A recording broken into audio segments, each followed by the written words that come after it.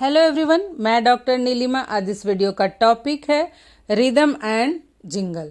तो आइए शुरुआत करते हैं। इस टॉपिक को हम अपने व्यवहारिक जीवन के क्रियाकलापों से समझने का प्रयास करेंगे।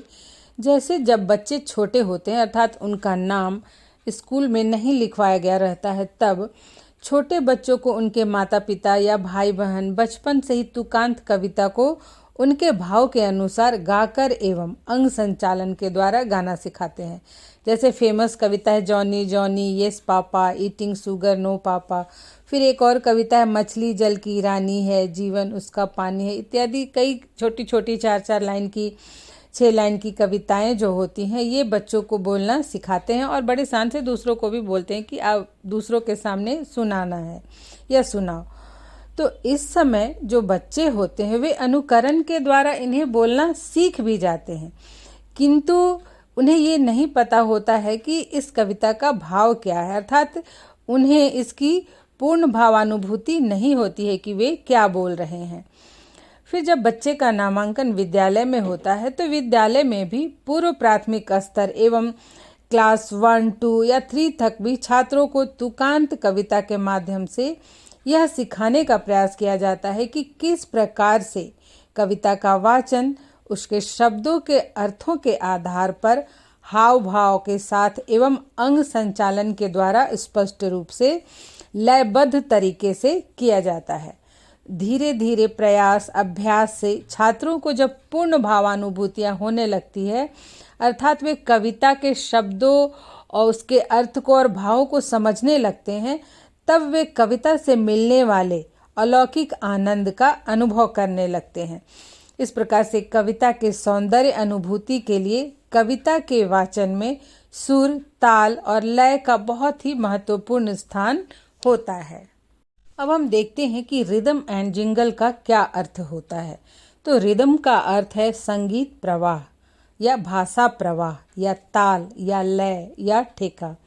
कविता बोलते समय या गीत गाते समय ध्वनि का, मौन और भाव के अनुसार शब्दों के उतार चढ़ाव, बोलने में विश्राम ही लय है। अर्थात कविता बोलते समय कविता के शब्दों के भाव के अनुसार उतार चढ़ाव और जोर के साथ बोलना, विश्राम की पुनरावृत्ति ही लय है।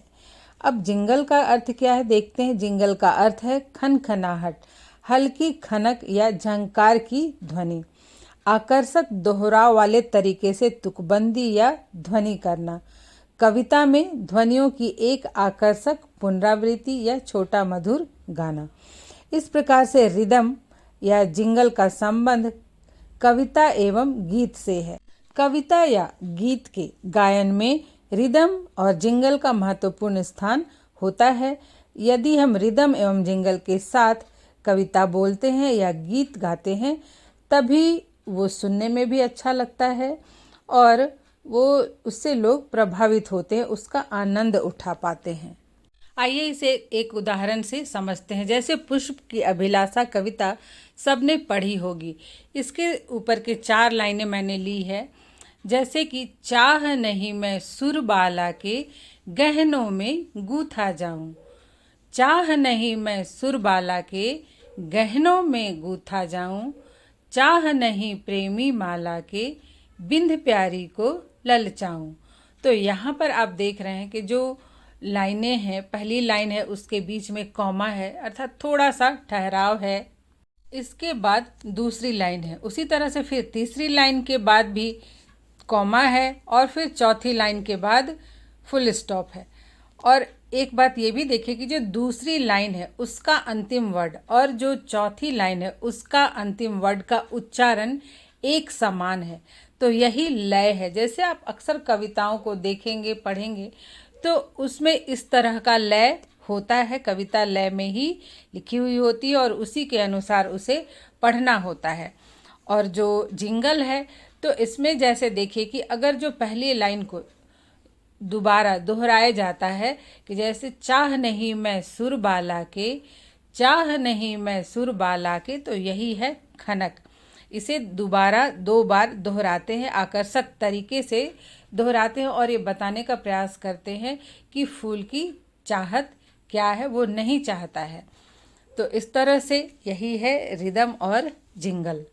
अब हम देखेंगे कि बोलने में रिदम एंड जिंगल का क्या स्थान है, क्या महत्व है। तो साहित्य में हम क्या पढ़ते हैं, कहानियाँ पढ़ते हैं, कविताएं पढ़ते हैं, नाटक पढ़ते हैं, किंतु जिंगल और रिदम का संबंध कविता से गहरे रूप में होता है। कविता में कवि अपने भावों को या मानवीय भावों को सहज रूप में अभिव्यक्त करते हैं और कविता छंदबद्ध तथा नियमित गति में होने के कारण ताल और लय पर चलती है। कविता का शिक्षण सस्वर वाचन के द्वारा ही किया जा सकता है। सस्वर वाचन में मुख्यतः 3 बातें महत्वपूर्ण होती हैं। वाचन की गति, अर्थात किस गति से बोलना है, किस लय से बोलना है। नंबर 2 है भाव के अनुसार राग या लय में वाचन करना, अर्थात कविता के जो भाव हैं प्रत्येक लाइन के शब्दों के, उसके अनुसार राग या लय में वाचन करना।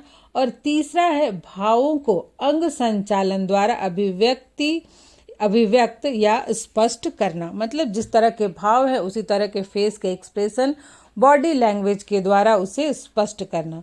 अतः विद्यालय में कविता शिक्षण के दौरान शिक्षक को कविता का वाचन सस्वर, मधुरता एवं प्रभावपूर्ण ढंग से करना चाहिए, जिससे छात्र कविता के भावों की काल्पनिक उड़ान एवं कविता के संगीत माधुर्य का अनुभव करते हुए अलौकिक आनंद की अनुभूति कर सके। कहा भी गया है कि कविता कान की कला है, आंखों की नहीं, अर्थात कविता सुनने में जब आनंद आता है तभी उसकी अनुभूति हो पाती है। तो इसलिए कविता के शिक्षण में या कविता के गायन में रिदम एवं जिंगल का ध्यान रखना चाहिए। अब छात्र लय एवं खनक के साथ कविता का वाचन कर सकें, इसमें शिक्षक की क्या भूमिका होती है, इसे देख लेते हैं। नंबर 1 है स्वयं कविता को अनेक बार पढ़कर उसके भाव को पूर्ण रूप से समझना, अर्थात जब छात्रों को कविता पढ़ाना हो, सुनाना हो, तो पहले शिक्षक को स्वयं कविता को कई बार पढ़कर उसके भाव को अच्छी तरह से समझ लेना चाहिए। नंबर 2 है कविता के भाव को स्पष्ट करना। छात्रों को कविता पढ़ाने से पूर्व कविता से संबंधित या कविता के अर्थ को स्पष्ट रूप से बता देना चाहिए। नंबर 3 है कविता का वाचन करते समय कवि के भाव एवं विचारों के साथ पूर्ण तादात्म्य स्थापित करते हुए अलौकिक आनंद की अनुभूति कराना, जिससे छात्र कविता सुनने में रुचि लें तथा कविता को कंठस्थ करने के लिए उत्सुक भी हो जाएं। मतलब कविता जिस भाव में लिखी गई है उसे महसूस करते हुए उसमें खोकर ही अच्छे से कविता को सुनाया जा सकता है। वो जिस भाव में लिखी गई है उस भाव की अनुभूति छात्रों को करवाई जा सकती है। नंबर 4 है काव्य पाठ, कवि जयंती, कवि सम्मेलन, काव्य गोष्ठी, अंत्याक्षरी का आयोजन। इन कार्यक्रमों का आयोजन करने से ही छात्र दूसरों की जो शैली है कविता बोलने की उससे भी परिचित होंगे और उनसे सीखकर उनका अनुकरण करके अपने वाचन की शैली को भी और अच्छा बना सकेंगे। नंबर 5 है छात्रों को कविता सुनाने के अवसर देना, अर्थात छात्रों से कविता सुनना। केवल प्रतियोगिताओं का आयोजन या प्रोग्राम्स में ही कविता बोलने के अवसर और सुनने के अवसर नहीं दिए जा सकते। इसके लिए आवश्यक है कि छात्रों को कक्षा में भी कविता सुनाने के अवसर दिए जाएं और प्रत्येक छात्र से शिक्षक को कविता सुनना चाहिए और आवश्यकता अनुसार जहां जरूरी हो उन्हें उचित निर्देशन भी देना चाहिए। नंबर 6 है कविता प्रतियोगिता का आयोजन एवं पुरस्कार देना, जिससे दूसरे छात्र भी अभिप्रेरित हो, अर्थात विद्यालय में या अंतर विद्यालय या अंतर्राज्यीय जो कविता प्रतियोगिताएं होती है उसमें भी छात्रों को भाग लेने के लिए प्रेरित करना चाहिए, जिससे कि जब छात्र पुरस्कृत होकर आते हैं तो उससे सभी बच्चे अभिप्रेरित होते हैं कि वो भी अच्छी तरह से कविता का वाचन करें और उन्हें भी पुरस्कार प्राप्त हो।